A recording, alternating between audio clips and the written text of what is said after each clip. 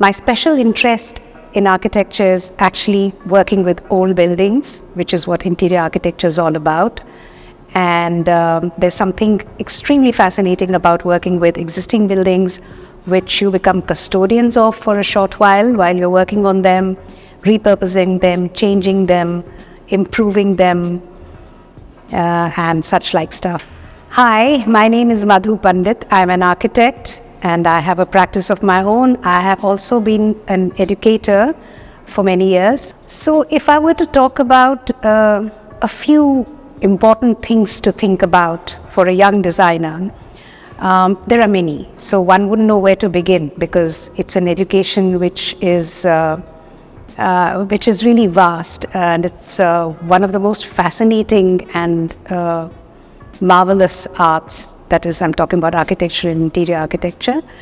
But one thing that comes to my mind is, which I want to tell the young students, is that first and foremost, become readers of spaces.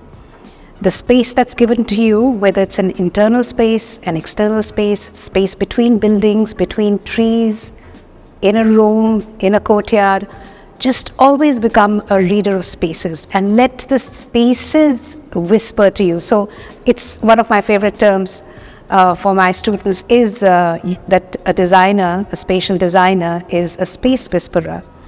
And you listen to the space and the space listens to you and you get ideas from there. Because if you don't value understanding what you can do with the space, you cannot get imaginative enough. And imagination is very, very important when it comes to engaging with all the complexities that are inherent in designing anything. Some people think that, reading spaces is like reading some spectacular place like Humayun's tomb or World Trade Center. Or not at all. I'm talking about very ordinary rooms it can be a dental clinic, it can be a little shop.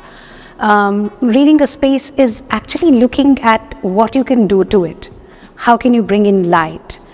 Where can you work with the structure? Where can you break the structure? Because as an interior architect, you can change quite a few things, but you can't change everything. So what you can change and what you can't change and why you want to change it and why you can't turn it around its head completely. You don't have to be subservient to just the function that you're being asked to do of the space. And so that's what I'm talking about, innovation and ingenuity. So another bit about what the space tells you, other than just the structure about it, is also the brief. Constantly you're reading space, keeping in mind what you have to do there.